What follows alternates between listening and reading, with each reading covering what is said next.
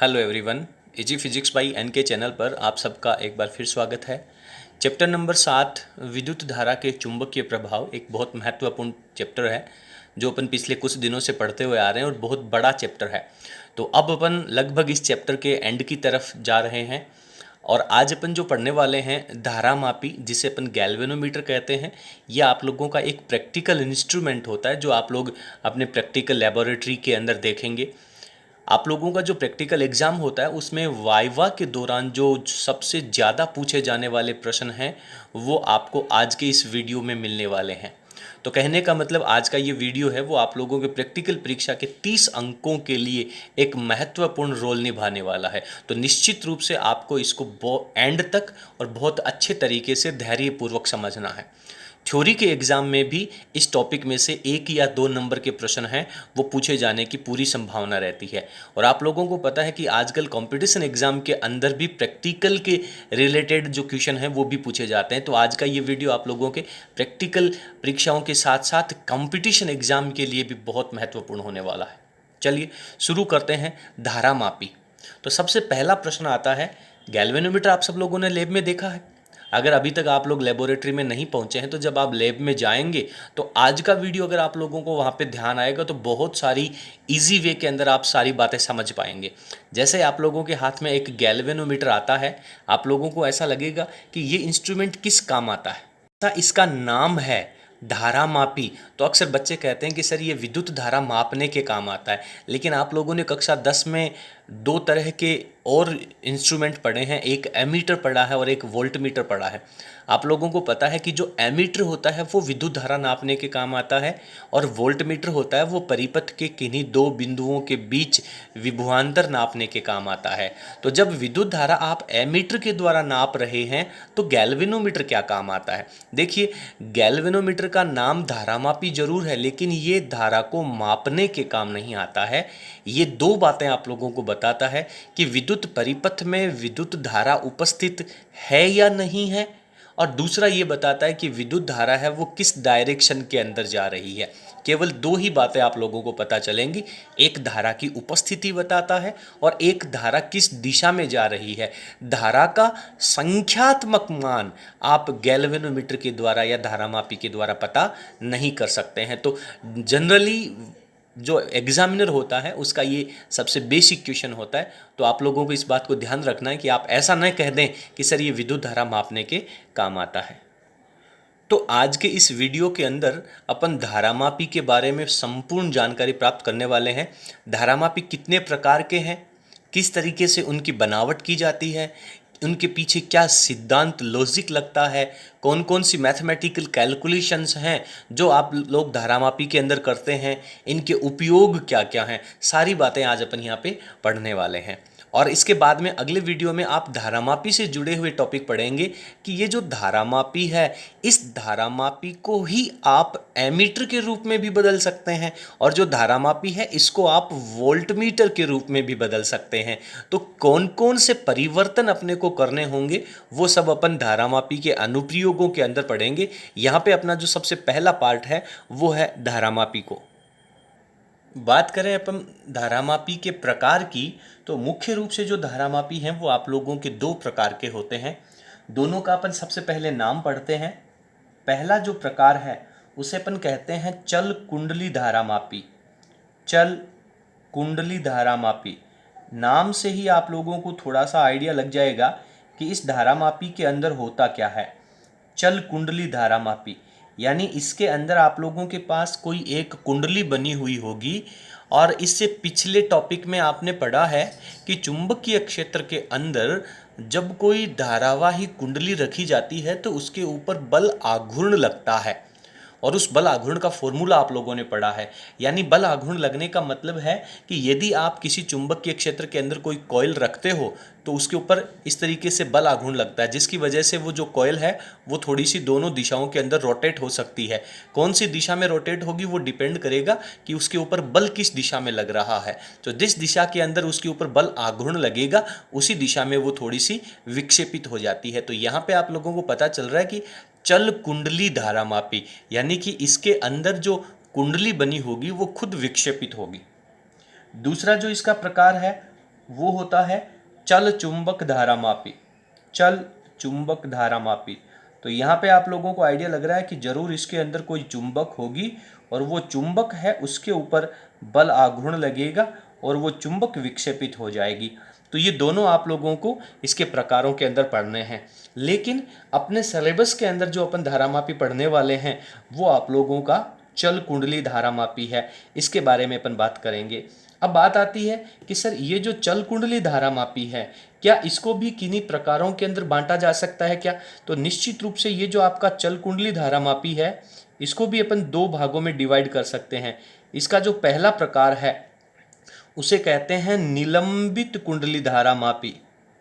निलंबित कुंडली धारामापी, दोनों के नाम आप लोगों को याद रखने होंगे। निलंबित कुंडली धारामापी, ठीक है। और इसी जो आप लोगों का चल कुंडली धारामापी है इसी का एक दूसरा प्रकार और आता है। दोनों इसी के प्रकार हैं और इन्हीं दोनों के बारे में अपने को पढ़ना है। ये होगा आपका, इसका नाम है किलकित कुंडली धारामापी। अभी आप लोगों को नाम है वो थोड़े से अजीब लग रहे हैं, लेकिन जब अपन इनके बारे में सारी जानकारी पढ़ लेंगे तो आप लोगों को ये इजी लगने लग जाएंगे। किलकित कुंडली धारामापी, तो अपने सिलेबस का जो अंदर है वो चल कुंडली धारामापी के बारे में अपन पढ़ेंगे।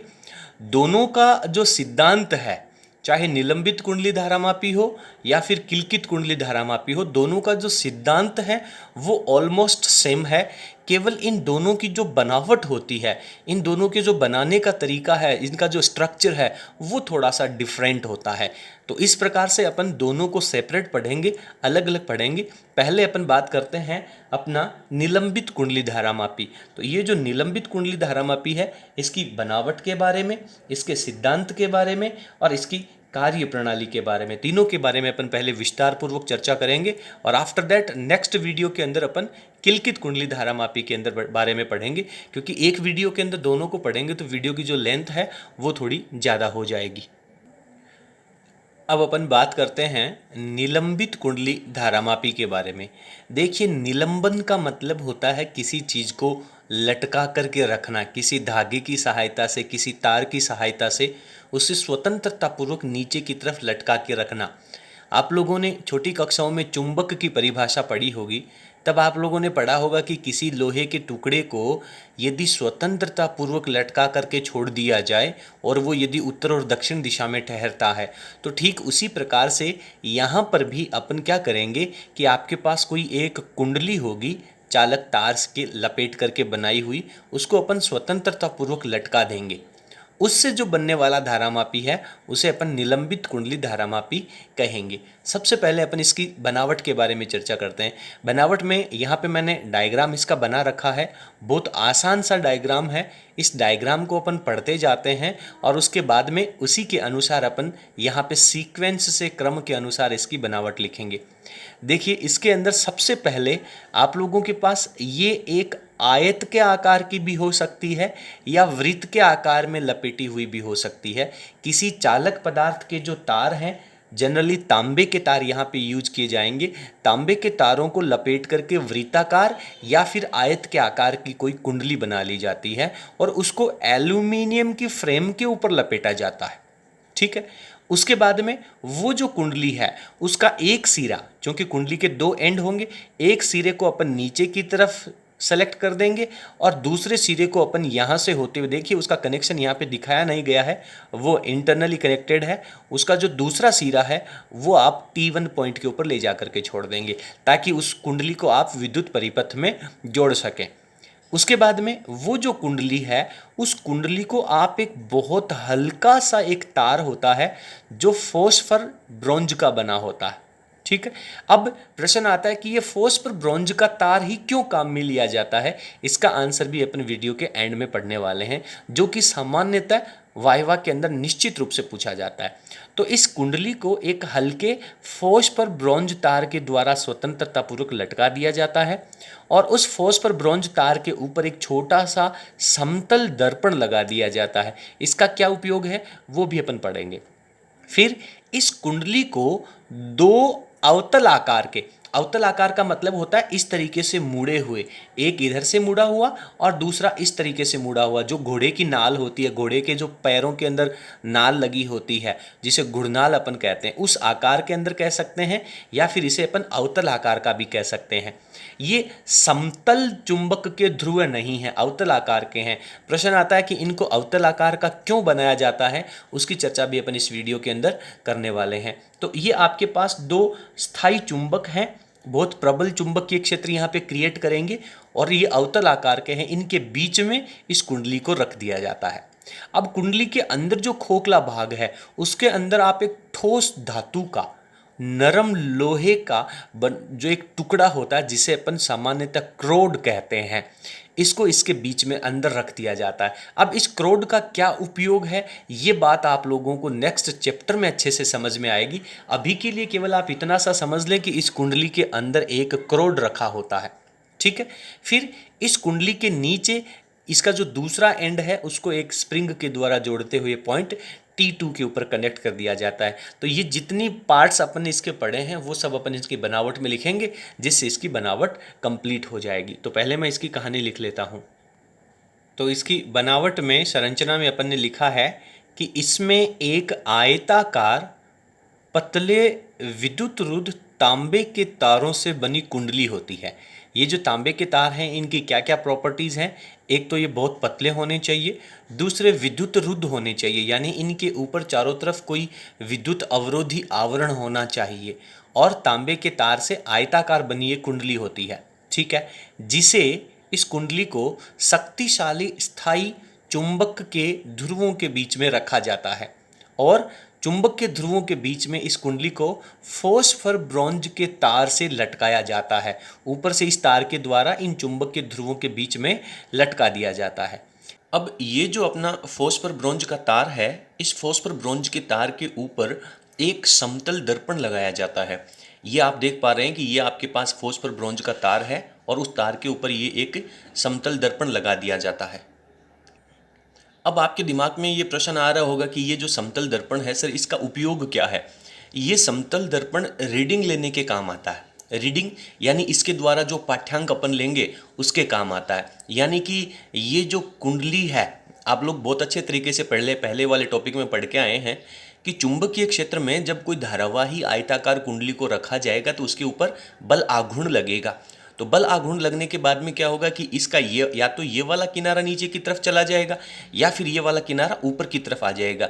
यानी कहने का मतलब, जिस तरीके से किसी वस्तु को एक तार के द्वारा लटका करके उसको थोड़ा सा घुमाया जाता है तो उसमें जो घुमाव आता है उसी तरीके से इसके अंदर घुमाव आ जाएगा।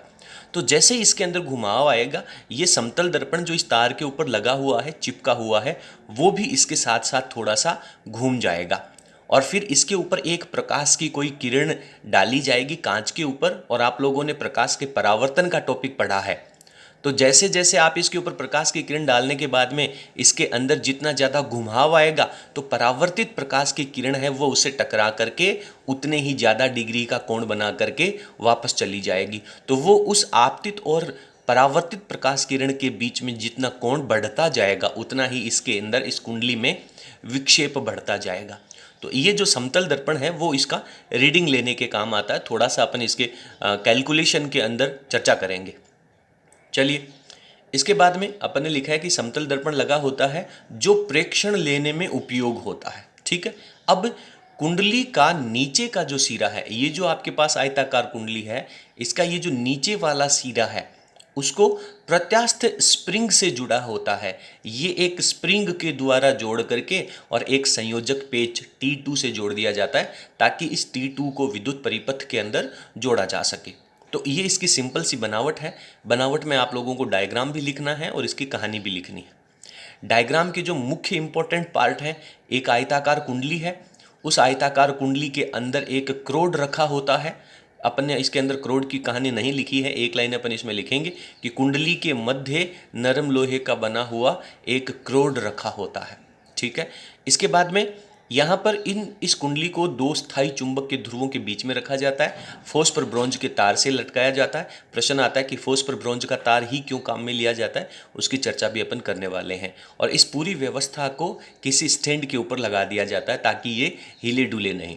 इसके नीचे यहाँ पे कुछ समतल करने के पेच भी लगे होते हैं ताकि ये जो फ्लेट है, नीचे वाली जो सतह है, वो बिल्कुल समतल रहे, इसमें किसी भी तरह झुकाव ना रहे।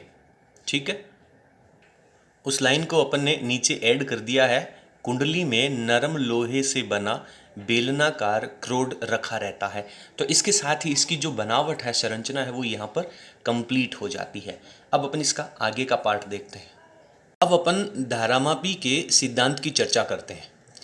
इससे पहले आप लोगों ने एक वीडियो में पढ़ा है, टॉपिक पढ़ा है, जिसका लिंक आपको ऊपर आई बटन में मिल जाएगा या फिर डिस्क्रिप्शन में भी मिल जाएगा, कि चुंबकीय क्षेत्र में जब कोई धारावाही कुंडली रखी जाती है तो उस कुंडली के ऊपर एक बल आघूर्ण लगता है और वो बल आघूर्ण उस कुंडली को घुमाने का प्रयास करता है, इस तरीके से रोटेट करने का प्रयास करता है।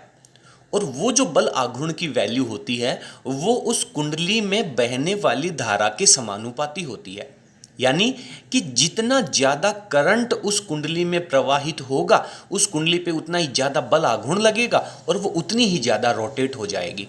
मेरी बात समझ में आ रही है? चलिए, तो अब अपन इसका सिद्धांत है उसको शब्दों के रूप में लिखते हैं और उसके बाद में मैथमेटिकल कैलकुलेशन अपन करते हैं।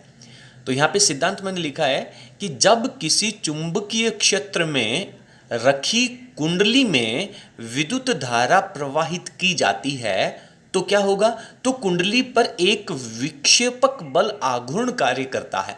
विक्षेपक मतलब वो उसे घुमाने का प्रयास करेगा, रोटेट करेगा, उसके अंदर डिफ्लेक्शन आ जाएगा, घूम जाएगी कुंडली। और ये जो बल आघूर्ण लग रहा है, इस बल आघूर्ण का मान किसके ऊपर डिपेंड करेगा? कितना ज़्यादा बल आघूर्ण लग रहा है, ये किस बात पे निर्भर करेगा? ये उस कुंडली में बहने वाली विद्युत धारा के समानुपाती होता है। तो इस लाइन को मैंने लिखा है कि जिसका परिमाण, यानी इस बल आघूर्ण का परिमाण कुंडली में प्रवाहित विद्युत धारा के समानुपाती होता है। तो ये इसका 1 नंबर का यदि सिद्धांत आता है तो आपको यहाँ तक लिखना है। ठीक है, अब अपन बात करते हैं कि ये जो बल आघूर्ण है वो है कितना। तो इसका मैथमेटिकल वैल्यू अपने पास पिछले टॉपिक में आई थी। तो मैंने यहाँ पे लिखा है कि यदि मान लीजिए वो जो एंगल है, इसका फॉर्मूला होता है टो बराबर NIAB साइन थीटा। तो इसके क्षेत्रफल के साथ और चुंबकीय क्षेत्र के दोनों के बीच में जितने डिग्री का कोण होता है उसके ऊपर डिपेंड करता है लगने वाला बल आघूर्ण। तो यहाँ लिखा है यदि किसी समय कुंडली का क्षेत्रफल A वेक्टर है और चुंबकीय क्षेत्र है वो B सदिश है और इन दोनों के बीच B सदिश के साथ थीटा कोण बनाता है, यानी क्षेत्रफल है वो चुंबकीय क्षेत्रफल के साथ थीटा कोण बना रहा है, तो उस स्थिति में बल आघूर्ण कितना लगेगा? तो ये हो जाएगा n क्या है? कुंडली में फेरों की संख्या, I कुंडली में प्रवाहित होने वाला करंट, A कुंडली का एरिया, B चुंबकीय क्षेत्र और उसके बाद में साइन थीटा। और ये थीटा कौन सा है? ये क्षेत्रफल और चुंबकीय क्षेत्र के बीच का एंगल है।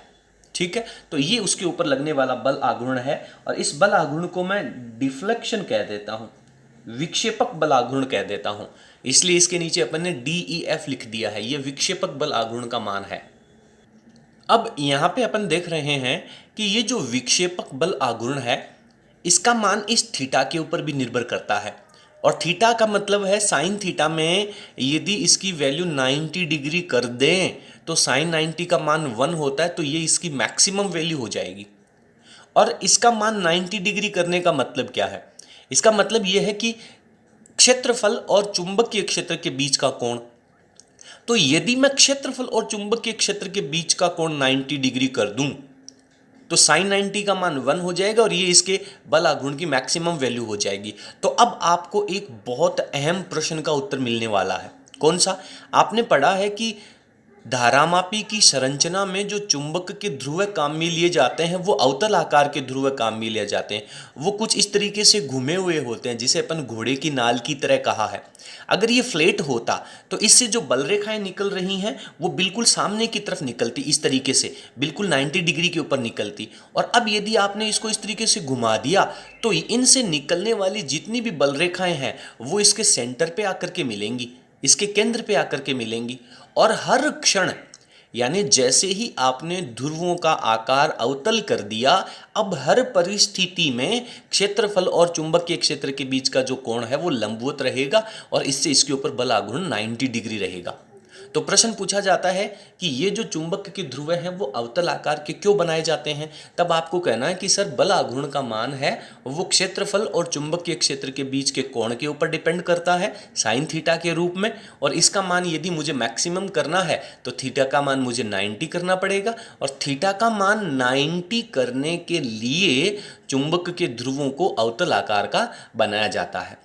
हालांकि इस टॉपिक को अपन एक सेपरेट टॉपिक के रूप में इस सिद्धांत के बाद में दोबारा और पढ़ेंगे, ठीक है। तो यहाँ पे मैं इस बात को नोट कर देता हूँ कि जैसे ही आपने चुंबक के ध्रुवों को अवतल आकार में लिया, आपके पास जो थीटा की वैल्यू है वो 90 डिग्री आ जाती है। चुंबक के ध्रुवों का आकार या स्वरूप अवतल होने से हर क्षण, प्रत्येक क्षण ए वेक्टर और जो चुंबकीय क्षेत्र बी वेक्टर है वो हमेशा लंबवत रहेंगे। और लंबवत रहने का मतलब है थीटा का मान 90 डिग्री, और थीटा का मान जब 90 डिग्री है तो साइन थीटा की जो वैल्यू है वो आपके पास कितनी हो जाएगी, 1 हो जाएगी। और जैसे ही ये 1 आती है, आपके पास जो विक्षेपक बल आघूर्ण था, डिफ्लेक्शन टाउ था, उसमें से साइन थीटा यहाँ से रिमूव हो जाएगा और सिर्फ आपके पास NIAB रह जाएगा। अब आगे वाला जो पार्ट है उसको आपको थोड़ा और अच्छे तरीके से समझना है। देखिए क्या होता है आगे वाले पार्ट में। आपने देखा है कि ऊपर आपके पास एक तार लगा है जो कि फॉस्फर और ब्रोंज का बना हुआ है, ठीक है। वो जो फॉस्फर ब्रोंज का वायर है उसके नीचे वो कुंडली लगी हुई है, और जैसे ही इस कुंडली में धारा प्रवाहित होगी, ये जो समतल रखी हुई कुंडली है ये रोटेट हो जाएगी। और जैसे ये कुंडली इस तरीके से रोटेट होगी तो ये ऊपर जो फॉस्फर ब्रोंज का वायर है वो भी इसके साथ जुड़ा हुआ है, तो उसके अंदर भी ऐंठन उत्पन्न हो जाएगा, तार के अंदर घुमाव उत्पन्न हो जाएगा। और फॉस्फर ब्रोंज की एक विशेषता होती है कि इसके अंदर प्रत्यास्था का गुण बहुत ज़्यादा पाया जाता है। यानी जैसे ही आप इस कुंडली के अंदर धारा का मान 0 करेंगे तो इसके ऊपर लगने वाला जो विक्षेपक बल आघूर्ण है वो 0 होगा, तो इस तार के अंदर जो ऐंठन उत्पन्न हो रहा है, मरोड़ उत्पन्न हो रही है, वो वापस इस कुंडली को अपनी प्रारंभिक स्थिति में ले आएगा। तो कहने का मतलब जब इस कुंडली में धारा प्रवाहित की जाएगी तो ये घूमेगी, विक्षेपक बल आघूर्ण के कारण घूमेगी, और जैसे ये घूमेगी तो इस तार के अंदर एक ऐंठन उत्पन्न हो जाती है, मरोड़ उत्पन्न हो जाती है। और वो जो मरोड़ है वो इस जितना ज़्यादा एंगल बनेगा उसके समानुपाती होगी। यानी विक्षेपक कोण जो होगा, ये इसकी प्रारंभिक स्थिति है, ये मान लीजिए एंगल का मान बढ़ता जा रहा है, थीटा का मान बढ़ता जा रहा है, तो जितना ज़्यादा विक्षेपक इसके अंदर उत्पन्न होगा, जितना ज़्यादा इसके अंदर कोण बनेगा, उतना ही ज़्यादा इस फॉस्फर ब्रोंज के वायर में ऐंठन उत्पन्न हो जाएगा। और वो ऐंठन बल है वो उसे वापस अपनी प्रारंभिक अवस्था में लाने का प्रयास करेगा। जैसे मान लीजिए आपका हाथ है, वो कोई दूसरा आदमी पकड़ करके मरोड़ता है, तो मरोड़ने पर आपका हाथ है वो थोड़ा सा रोटेट हो जाता है, लेकिन जैसे ही सामने वाले का फोर्स, बल आघूर्ण जो आपके हाथ के ऊपर लग रहा है वो वापस कम करता है या 0 करता है, तो वापस आप अपने हाथ को अपनी प्रारंभिक स्थिति में ले आते हैं। और सामने वाला जितना ज़्यादा बल आघूर्ण लगाएगा, जितना ज़्यादा आपके हाथ को रोटेट करेगा, उतना ही ज़्यादा एंगल बनेगा। और एंगल बनने से आपके हाथ के अंदर जो प्रत्यास्था का गुण है, यानी जो विपरीत स्थिति उत्पन्न करने का जो विरोध है, वो उतना ही ज़्यादा बढ़ रहा है। यानी सिंपल, आप किसी तार को जब आप घुमाते हैं तो उसके अंदर मरोड़ उत्पन्न हो जाती है, और जब आप उसे स्वतंत्रता पूर्वक छोड़ेंगे तो वापस अपनी प्रारंभिक अवस्था में आ जाएगा। तो ये जो क्वालिटी है, ये जो प्रॉपर्टी है, ये फोस्फर वायर की सबसे ज़्यादा होती है। यदि लोहे के तार को यदि आप घुमा करके छोड़ेंगे तो वो अपनी प्रारंभिक स्थिति में नहीं आएगा, वो वहीं पर रह जाएगा।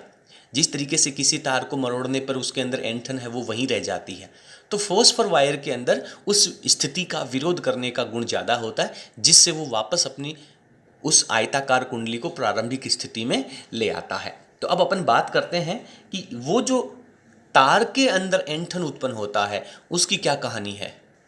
तो उसके लिए अपन यहाँ पे लिखते हैं क्या कि विक्षेपक जो बल आघूर्ण है, ये जो विक्षेपक बल आघूर्ण आपने लिया है, विक्षेपक बल आघूर्ण, ध्यान देना, टो डिफ्लेक्शन के कारण जो फोस्फर वायर है, फोस्फर ब्रोंज तार में ऐंठन उत्पन्न होता है। फोस्फर ब्रोंज वायर के अंदर ऐंठन उत्पन्न होता है, और ये जो प्रत्यानयन बल युग्म है, जो प्रत्यानयन बल युग्म का कार्य करता है, प्रत्यानयन का मतलब क्या है, वापस उसे प्रारंभिक अवस्था में लाने वाला बल युग्म का कार्य करता है। ठीक है, और इसको अपन किससे लिख देंगे, टो आर से। आर का मतलब है रिस्टोरिंग, वापस अपनी प्रारंभिक अवस्था में लाने वाला बल आघूर्ण। तो ये जो टो आर है इसकी वैल्यू क्या हो जाएगी, ये जो प्रत्यानयन बल युग्म उत्पन्न हो रहा है ये समानुपाती होता है एंगल के। जितना ज़्यादा उसके अंदर कोण बनेगा, जितना ज़्यादा उसके अंदर घुमाव उत्पन्न होगा, उतना ही प्रत्यानयन बल युग्म ज़्यादा उत्पन्न हो जाएगा। और इसका समानुपाती की जब निशान को आप हटाएंगे तो ये जो टो आर है इसके साथ में कांस्टेंट लग जाएगा C5 हो जाएगा। तो अब क्या होगा कि दोनों, ये जो टो बल विक्षेपक बल आघूर्ण है और ये जो रिस्टोरिंग बल आघूर्ण है, ये दोनों एक दूसरे के बराबर होंगे, तभी कुंडली है वो संतुलन अवस्था में आ जाएगी। तो अपन लिखते हैं कुंडली की संतुलन अवस्था में, कुंडली की संतुलन अवस्था में। तो संतुलन अवस्था का मतलब है कि टो डिफ्लेक्शन और जो टो आर है वो दोनों एक दूसरे के इक्वल होने चाहिए। अब इन दोनों की वैल्यू रख दीजिए, तो यहाँ पे मेरे पास आ जाती है NIAB और इधर मेरे पास वैल्यू आ जाती है C5। तो यहाँ से मुझे I की वैल्यू निकालनी है। तो यदि मुझे I की वैल्यू निकालनी है तो सिंपल आप I को एक जगह रख लीजिए और बाकी सबको दूसरी तरफ भेज दीजिए। तो I क्या है, उस तार के अंदर उस कुंडली में बहने वाली करंट है। तो I की जो वैल्यू है वो आपके पास क्या हो जाएगी, C/NAB। ये सब तो कांस्टेंट वैल्यू का काम करेगी और इसके बाद में यहाँ पे फाई लग जाएगा। और यदि इस पूरे को मैं कांस्टेंट कह दूं, इस कांस्टेंट को मैं K से डिनोट कर दूं, तो ये मेरे पास फाई आ जाएगा। यानी कि उस तार के अंदर जो ऐंठन कोण उत्पन्न हो रहा है, फाई क्या है, ऐंठन कोण। आप चाहें तो लिख दें यहाँ पे ऐंठन कोण, कितना ज़्यादा ऐंठन कोण उत्पन्न हो रहा है, फाई वो समानुपाती हो जाता है विद्युत धारा के। ये इसका बेसिकली सिद्धांत हो जाता है कि जितना ज़्यादा करंट उसके अंदर फ्लो होगा उतना ही ज़्यादा ऐंठन उसके अंदर उत्पन्न हो जाएगा। यदि मैं इस K को एक कांस्टेंट कह दूं, यदि, या फिर मैं लिखता हूं कि जहां K है उसकी वैल्यू C/NAB है और ये एक स्थिरांक का कार्य कर रहा है, स्थिरांक है, और इस स्थिरांक को एक नाम दिया गया है। किस नाम से जाना जाता है इसे, इसको धारामापी का परिवर्तन गुणांक, धारामापी का परिवर्तन गुणांक के नाम से इसे जाना जाता है। और परीक्षा में कई बार इससे जुड़ा हुआ एक छोटा सा प्रश्न आ जाता है कि परिवर्तन गुणांक का मान ज्ञात कीजिए। तो इसके लिए आपको C और NaB की वैल्यू दी हुई होने की स्थिति में आप बहुत आसानी से इस K की वैल्यू निकाल पाएंगे। तो अब अपन इस पूरे सारांश को देखते हुए ये जो आपके पास I बराबर K फाई आया है, इसको यदि आप शब्दों के रूप में लिखेंगे तो धारामापी की कुंडली में प्रवाहित धारा उत्पन्न विक्षेपक कोण या ऐंठन कोण कह सकते हैं, विक्षेपक कोण फाई के समानुपाती होती है। ठीक है, इसको आप इस तरीके से भी लिख सकते हैं कि जो ऐंठन कोण है वो विद्युत धारा के समानुपाती होता है, उस कुंडली में प्रवाहित होने वाली जो विद्युत धारा है उसके समानुपाती होता है। दोनों तरीकों से इसे लिखा जा सकता है। तो इसके साथ ही इसका जो सिद्धांत है वो अपना कंप्लीट हो जाता है। यदि बड़ा प्रश्न आता है, 5-6 नंबर का प्रश्न आता है, 4 नंबर का प्रश्न आता है, तब जा कर के आपको ये पूरी कहानी लिखनी है। सामान्यतः यहाँ से प्रश्न थ्योरी के एग्जाम में कम आते हैं, लेकिन वाइवा में जनरली आप लोगों से यहाँ से प्रश्न पूछे जाते हैं। अब इसके आगे के जो छोटे पार्ट हैं वो 1-1 नंबर के जरूर थ्योरी के एग्जाम में पूछे जा सकते हैं। तो सिद्धांत के बाद इसका एक सबसे महत्वपूर्ण टॉपिक आता है त्रिज्यीय क्षेत्र। त्रिज्यीय क्षेत्र का क्या मतलब है? अभी आपने कहा कि सर ये जो चुंबकीय ध्रुव हैं वो अवतल आकार के बनाए जाएंगे और हर एक के कारण जो चुंबकीय बल रेखाएं हैं वो केंद्र की तरफ मिलेंगी, और केंद्र के ऊपर क्या रखी हुई है? आयताकार कुंडली रखी हुई है। तो कुंडली के हर एक पॉइंट के ऊपर क्षेत्रफल की दिशा में और चुंबकीय क्षेत्र की दिशा में 90 डिग्री का कोण बना रहेगा। तो उस परिस्थिति को अपन त्रिज्यीय क्षेत्र कहते हैं। तो त्रिज्यीय क्षेत्र के ऊपर एक शॉर्ट नोट, छोटा नोट पूछने की पूरी संभावना रहती है। तो इसी टॉपिक का एक छोटा सब टॉपिक है त्रिज्यीय क्षेत्र। जनरली इसके बारे में 1 नंबर का नोट थ्योरी के एग्जाम में पूछा जाता है। तो उसके साथ में आप लोगों को इसका डायग्राम भी बनाना चाहिए। तो ये मेरे पास एक चुंबक का उत्तरी ध्रुव है N, और ये मेरे पास दूसरे चुंबक का दक्षिण ध्रुव है S। आप जानते हैं कि उत्तरी ध्रुव से बल रेखाएं बाहर निकलती हैं और दक्षिण ध्रुव के अंदर की तरफ बल रेखाएं जाती हैं। आप लोगों की जो पाठ्य पुस्तक है उसके अंदर ये डायग्राम में इस तरफ की जो डायरेक्शन है वो थोड़ी सी गलत बनी हुई है, तो इसलिए इसको आप करेक्ट कर लेना। उसके बाद में ये आपके पास वो एक आयताकार कुंडली है। तो इस आयताकार कुंडली का जो ये जो क्षेत्रफल है, तो इसका जो तल है वो तल हर स्थिति में इन चुंबकीय बल रेखाओं के समांतर रहेगा। मान लीजिए कि ये वाली स्थिति है, तो इस स्थिति के अंदर तो यहाँ जो चुंबकीय बल रेखाएं आ रही हैं वो इनके समांतर हो जाएंगी। और जैसे जैसे मान लीजिए कि ये जो आपके पास कुंडली है, इस कुंडली की स्थिति इस तरीके से रोटेट होती है, ये वाली स्थिति आती है, तो इस स्थिति के अंदर यहाँ वाली जो बल रेखा है वो इसके तल के समांतर हो जाएगी। इस स्थिति के अंदर यहाँ वाली बल रेखा इसके समांतर हो जाएगी।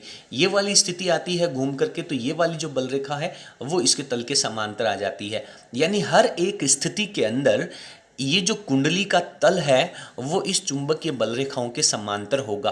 तो यदि इस कुंडली का ये तल है तो तल के ऊपर क्षेत्रफल की दिशा तो इसके लंबवत होगी, और अपन ने बात करी है कि अभी चुंबकीय क्षेत्र की दिशा इसके तल की दिशा में होती है। तो इस तरीके से इस कुंडली के क्षेत्रफल की दिशा और चुंबकीय क्षेत्र की दिशा दोनों एक दूसरे के लंबवत हो जाएंगी।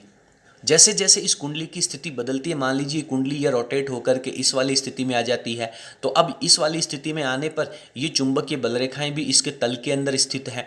तो इसके तल में स्थित होने पर इसके क्षेत्रफल की जो दिशा है वो तो इसके तल के लंबवत होती है। तो क्षेत्रफल और चुंबकीय क्षेत्र दोनों की दिशाओं के बीच में 90 डिग्री की स्थिति बनी रहती है। तो इसके लिए आप लोगों को ये डायग्राम लिख लेना चाहिए। अब अपन इससे रिलेटेड एक छोटा सा नोट लिखते हैं, उसके बारे में चर्चा करते हैं।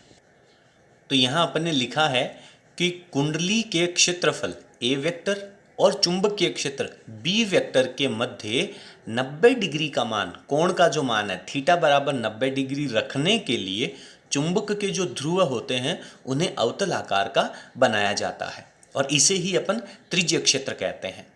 ठीक है, कुंडली की प्रत्येक स्थिति में, कोई सी भी स्थिति के अंदर कुंडली आ जाए, प्रत्येक स्थिति में चुंबकीय जो रेखाएं हैं वो कुंडली के तल के समांतर होती हैं। इस स्थिति में ये वाली रेखा समांतर है, इधर यहाँ से जो रेखा निकलेगी वो समांतर है। जैसे जैसे ये रोटेट होती जाएगी, इसके आगे हर एक इसको चुंबकीय रेखा इस तरीके से मिल जाएगी कि वो इसके तल के समांतर है। और समांतर होने से क्षेत्रफल के बीच में और चुंबकीय क्षेत्र के बीच में थीटा 90 डिग्री हो जाएगा, जिससे बल आघूर्ण का मान अधिकतम रहता है। तो इसे अपन त्रिज्यीय क्षेत्र कहते हैं। इतना सा आप इसका पैराग्राफ लिखेंगे, ये डायग्राम बनाएंगे, तो निश्चित रूप से आपका 1 नंबर का जो टॉपिक है वो कंप्लीट हो जाता है। कार्यविधि, देखिए बहुत इजी है कार्यविधि। कार्यविधि को अपन समझते हैं कि ये आपके पास वो समतल दर्पण है जो फॉस्फर ब्रॉन्ज तार के ऊपर लगा हुआ था, चिपका हुआ था। अब जैसे ही आप कुंडली में धारा प्रवाहित करेंगे, उसके ऊपर बलाघूर्ण लगेगा और कुंडली है वो विक्षेपित हो जाएगी। और जैसे ही कुंडली विक्षेपित होगी, उसके ऊपर जो फॉस्फर ब्रॉन्ज वायर जुड़ा हुआ है, उसके अंदर ऐंठन उत्पन्न होगा और उस ऐंठन के कारण ये जो समतल दर्पण है वो भी थोड़ा सा घूम जाएगा।